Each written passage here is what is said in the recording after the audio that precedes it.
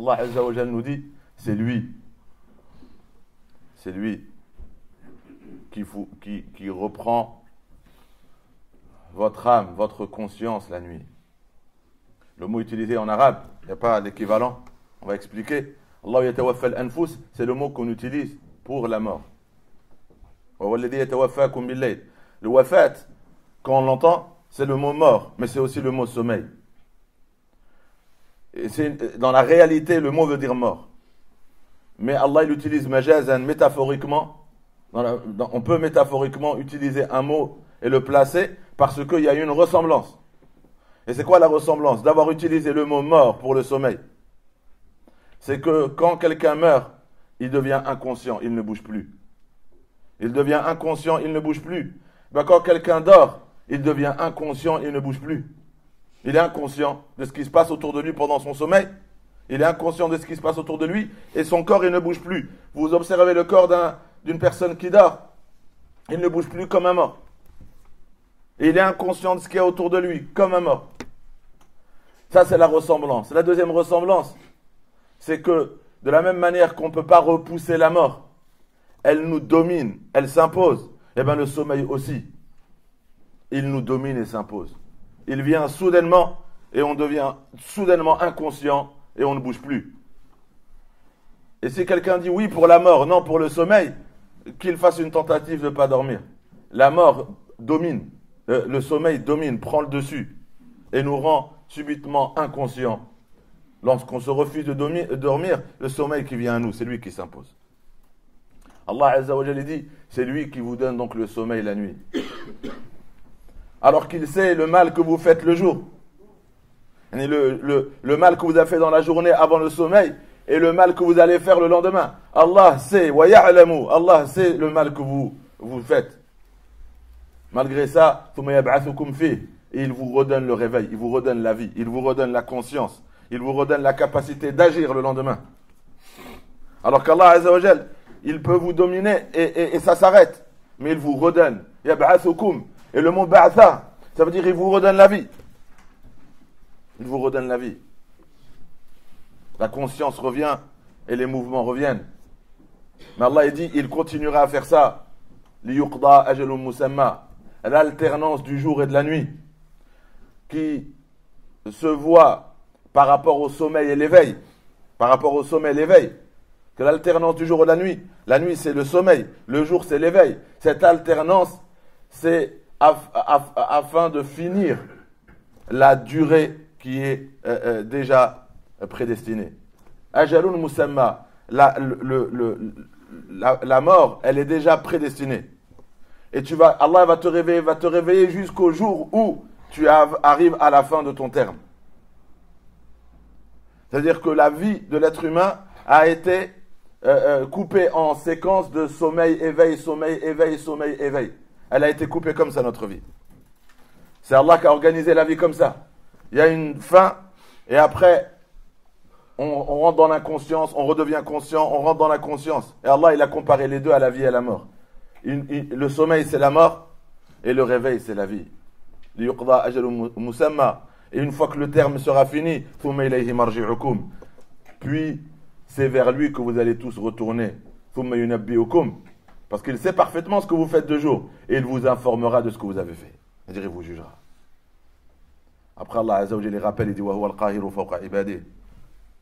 Et il domine ses créatures. Il est le dominant, le qahir. Sa force et sa puissance, sa force et sa puissance est absolue. Elle est absolue. Il domine tout. Wa huwa al-qahiru fawqa ibadihi. C'est-à-dire, quand il décide la mort, personne ne peut la repousser. Pareil pour le sommeil. Wa huwa al-qahiru fawqa ibadihi. C'est lui qui domine. Il est encore en train de parler du sommeil. C'est lui qui domine. Il t'a dominé par le sommeil. وَيُرْسِلُ عَلَيْكُمْ حَفَظَهُ. Et quand tu te réveilles, il envoie avec toi toute la journée des anges qui inscrivent tout. Hafadha, ils enregistrent tout. Tout est enregistré. Tout est préservé. Tout ce que tu dis, tout ce que tu fais. Il y a des anges qui sont avec toi toute la journée. Et cela, hatta idha jaa ahadakumul maut. Ces anges, ils inscrivent jusqu'au jour où la mort arrive. ces anges, ils finissent leur mission, ils ferment le livre, ils partent. Après, c'est d'autres anges qui viennent. L'ange de la mort arrive avec d'autres anges pour venir prendre l'âme. Et là, il n'y a plus d'acte. Le livre de ta vie s'est fermé. Il y avait tous les jours des anges qui inscrivaient tes actes. Et le livre est fermé. Et ils partent. Et lorsque la mort arrive, elle arrive le jour où Allah Azza wa Jal missionne l'ange de la mort avec d'autres anges. Et il est accompagné, si c'est une âme pure, avec les anges de la miséricorde. Et si c'est une âme perverte, une âme qui vivait dans l'injustice, dans la corruption, qui répandait le mal, Allah il envoie avec l'ange de la mort les anges du châtiment. وَهُمْ لَا يُفَرِّطُونَ.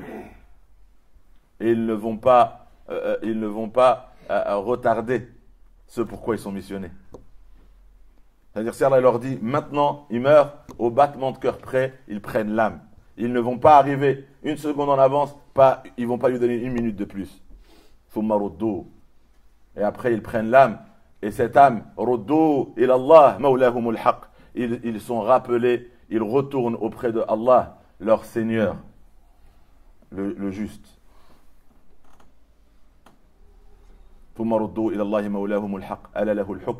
Et quand on va dans l'au-delà, c'est le seul à juger.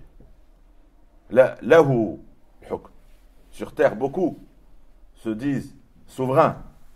Et de l'autre côté, lahu, la souveraineté n'appartiendra qu'à lui. Même si elle appartient qu'à lui-même ici. Mais ici, elle a une souveraineté prétendue. Et là-bas, lahu hukm. N'appartient qu'à lui la souveraineté. Wa huwa asra'ul hasibin. Et c'est lui qui va rapidement juger tout le monde. Le passage vers l'au-delà est un moment redoutable que tout le monde peut craindre. Et surtout au moment où l'ange de la mort arrive et le monde invisible devient visible. Le monde invisible devient pour le défunt, pour celui qui est dans l'agonie, il devient visible. Il commence à voir le monde invisible. Et vous savez, quand vous découvrez, quand vous êtes en train de voir quelque chose pour la première fois, ce que vous avez entendu depuis toute votre vie, ce monde en quel vous croyez quand vous le voyez en vrai, vous êtes pris par une peur naturelle.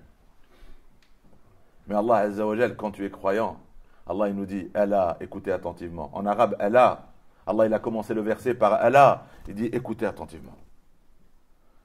Inna, très certainement. Allah il dit écoutez attentivement, ce que je vous dis, c'est réel, ça va certainement arriver. Si vous êtes awliya Allah, vous êtes proche d'Allah, vous êtes les bien-aimés d'Allah. Si vous êtes proche de lui, vous êtes ses bien-aimés. Le jour de votre mort, vous n'allez pas avoir peur. Lorsque les autres auront peur, vous n'aurez pas peur. La khawfun alayhim, vous n'aurez pas peur. Wala hum yahzanoun. Et même si vous êtes en train de quitter vos proches, vous n'allez pas être triste de les quitter. Vous n'allez pas être triste de les quitter. Alors que tout le monde, ce moment-là, il aura peur de là où il va, et il sera attristé de se dire qu'il est en train de quitter ses proches. Mais pourquoi le proche d'Allah, le bien-aimé d'Allah, lui, il ne va pas avoir peur? Qui va le rassurer? Allah Azza wa Jalla dit, ceux qui disent Allah c'est mon Seigneur, et ils sont tenus à cette parole en suivant le droit chemin, Allah il envoie avec l'ange de la mort, tatanazzalu alayhimul malaika, une averse d'anges, plein d'anges, ils descendent un après l'autre. Pour lui, ils descendent. Et ils lui disent, n'aie pas peur. La takhafu. Toi, n'aie pas peur. Allah il nous a envoyé, toi tu es son bien-aimé, tu es proche de lui. N'aie pas peur. N'aie pas peur. La takhafu. Wa la tahzanu. Ne crains rien pour eux. Allah il va prendre soin d'eux. N'aie pas peur pour eux. Comme on lit dans Surat Al-Kahf, dans la belle histoire de Surat Al-Kahf, quand les deux orphelins, un trésor leur a été caché, Allah il dit parce que leurs parents étaient pieux. Allah il prend soin d'eux par miséricorde pour les parents qui étaient dans la piété. Allah il dit je protège tout ce qui t'appartient, tout ce qui est lié à toi. Donc il dit ne crains rien pour eux, Allah il va s'occuper d'eux. Allah il va s'occuper d'eux. Et toi n'aie pas peur. Pourquoi? Abshiru bil jannah. Allah nous a envoyé pour t'annoncer la bonne nouvelle. Tu vas au paradis. Tu vas au paradis. Ce paradis qu'Allah t'a promis. Allah t'a promis que si tu vivais dans la droiture, il te promettait le paradis. Tu as fait ta part, tu as vécu dans la droiture, et bien Allah il tient promesse. Donc quand Allah dit Ala inna awliya Allah, écoutez très attentivement les proches d'Allah, les bien-aimés d'Allah, ils n'ont pas peur le jour de leur mort. Ils n'ont pas peur. Ils sont souriants. Et ils ne sont pas attristés. Pourquoi? Tu te dis, mais comment ils sont devenus awliya Allah? Comment ils sont devenus proches d'Allah? Comment ils ont gagné ce statut? Comment ils ont fait pour devenir les bien-aimés d'Allah? Allah, il nous dit la suite. Alladhina amanu wa kanu yattaqun. À chaque fois que Allah leur parlait dans le Coran, tout ce qu'Allah dit, amanu, ils croient en tout ce qu'Allah dit. Ils croient en tout ce qu'Allah a révélé. Chaque verset, chaque mot, on croit en absolument tout ce qu'Allah dit. Mais en plus de croire, wa kanu yattaqun. Kanu, en arabe, kanu, et ils vivaient en accord avec leurs croyances. Si Allah leur dit ça c'est mal, croire que ça c'est mal, c'est s'abstenir. Si Allah dit que ça c'est un poison, tu ne vas pas le consommer. Tu crois ou tu ne crois pas? Tu ne veux pas dire j'y crois et après tu le manges. Allah te dit ça c'est un poison mortel. Tous les harams c'est des poisons mortels pour ta foi. Tu ne veux pas te contredire et dire j'y crois, mais je le mange. Au moment même où tu le manges, c'est que tu ne crois pas vraiment. Allah il dit qu'amanu wa kanu yattaqun. Et parce qu'ils croyaient, ils s'abstenaient de tout ce qu'Allah Azza wa Jal leur demandait. Allah ne t'autorise pas, tu ne prends pas. C'est ça de taqwa. Je ne m'autorise pas ce qu'Allah n'autorise pas. Allah il sait mieux que moi ce qui est bon ou mauvais pour moi. Et moi je crois, c'est-à-dire je fais confiance en Allah. Si c'est mauvais, c'est mauvais. Je m'abstiens. Je ne m'autorise pas ce qu'Allah ne m'autorise pas. Et tout ce qu'Allah m'appelle à faire, c'est parce que c'est bon pour moi, je le fais. C'est ça, at-taqwa. Faire ce qu'Allah désire de nous. Et nous éloigner de ce qu'Allah ne désire pas de nous. C'est comme ça que tu deviens wali Allah. Parce qu'en obéissant, cela te rapproche d'Allah. Ces actes d'obéissance te rapprochent d'Allah. Alors que l'interdit t'éloigne d'Allah. Mais toi, tu n'es pas un éloigné d'Allah, tu es un proche d'Allah. Parce que nous, quotidiennement, au moment où tu te réveilles, jusqu'au moment où tu dors, continuellement, nous, c'est ce que tu faisais au quotidien. C'était quoi tes habitudes? C'était quoi tes actes au quotidien? Si tu te rapprochais d'Allah. Quand on t'observe, tu te rapproches d'Allah. Et bien si tous les jours tu te rapproches d'Allah, et tu t'éloignes de tout ce qui t'éloigne d'Allah, et bien le jour de ta mort, Allah il envoie des anges qui te disent n'aie pas peur. Parce que tu étais droit. Tu n'as jamais dévié. La déviance c'est la désobéissance. Tu ne déviais pas vers la désobéissance. Tu faisais l'effort de rester sur le droit chemin. Tu t'abstenais de la déviance. Et bien tu es devenu un waliullah. Tu es devenu un bien-aimé, un proche d'Allah. Et les anges ils te disent n'aie pas peur. Wa abshiru bil jannah. Et voilà ce qui t'attend. Aussi dans la khawfun alayhim, les savants disent, quand tu sais que cette personne-là, toute sa vie, ce que tu sais de lui, tu ne l'as jamais entendu parler haram. Et tu ne l'as jamais vu faire le haram. Et tout ce que tu sais de lui, quand il te parle, lui, abstenez-vous de ce que les gens disent.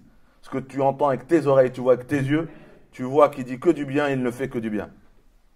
Et bien quand il meurt, n'aie pas peur pour lui. Tu dois témoigner de ce que tu as vu et de ce que tu sais de lui. N'aie pas peur pour lui. Ça veut aussi dire ça. Les wali Allah, quand ils meurent, Allah il nous dit, c'est comme le verset il nous dit n'ayez pas peur. Il est proche de moi, je vais prendre soin de lui. Il est venu vers ma miséricorde. N'ayez pas peur de lui. Si vous savez de lui que c'est quelqu'un qui s'abstenait du haram et qu'il accomplissait ce qu'Allah demandait de lui, vous êtes témoin qu'il était attaché à la prière, attaché à la mosquée, attaché à l'aumône. Vous témoignez de son bon comportement, vous témoignez de sa solidarité, vous témoignez qu'il accomplissait ce que l'islam attendait de nous. Ben, quand il meurt, n'ayez pas peur pour lui. Demandez à Allah de la miséricorde, mais n'ayez pas peur pour lui.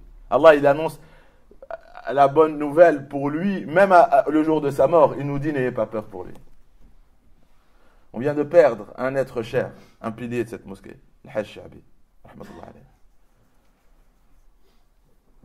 Le quartier de l'heure, le Hajj Mahjoub, sur qui l'enterrement va avoir lieu tout de suite au cimetière de Bléville. Je vous invite donc, juste après la dua, d'essayer de rejoindre si on peut assister à l'enterrement. Et on vient de perdre hier le Hajj Sha'bi, rahmatullah alayhi, un des piliers. Et ça nous attriste cette séparation, parce que nous sommes des témoins vivants sur leur place dans une mosquée. Des gens, leur cœur était attaché à la mosquée, assidus aux mosquées, assidus aux prières, assidus à toute assise. Dès qu'on parle d'un rappel, ils sont solidaires. On parle d'une mission, ils sont solidaires. On parle d'un acte de charité, ils sont solidaires. Des gens qui, leur bouche et leur acte, n'ont jamais trahi ce que l'islam nous enseigne. Une génération en or. Les fondateurs de cette mosquée. Les fondateurs. Ceux qui ont, la première génération, qui ont dans leur livre inscrit toutes les bonnes actions qu'on est en train de faire en ce moment. Les fondateurs de ces mosquées, leur livre s'est arrêté, mais leurs œuvres continuent. Parce que tout ce qui se fait, c'est par leurs efforts et leur baraka. Ceux qui ont fondé ces mosquées. Ceux qui ont animé et porté le souci de la communauté. On n'a pas à avoir peur pour eux et on demande à Allah Azza wa Jal pour eux la miséricorde. Nous sommes des témoins vivants. Nous témoignons. Nous ne sommes pas là pour juger à la place d'Allah, mais nous ne sommes que des témoins. Et nous demandons à Allah Azza wa Jal pour le témoignage que nous avons de l'accueillir dans sa miséricorde.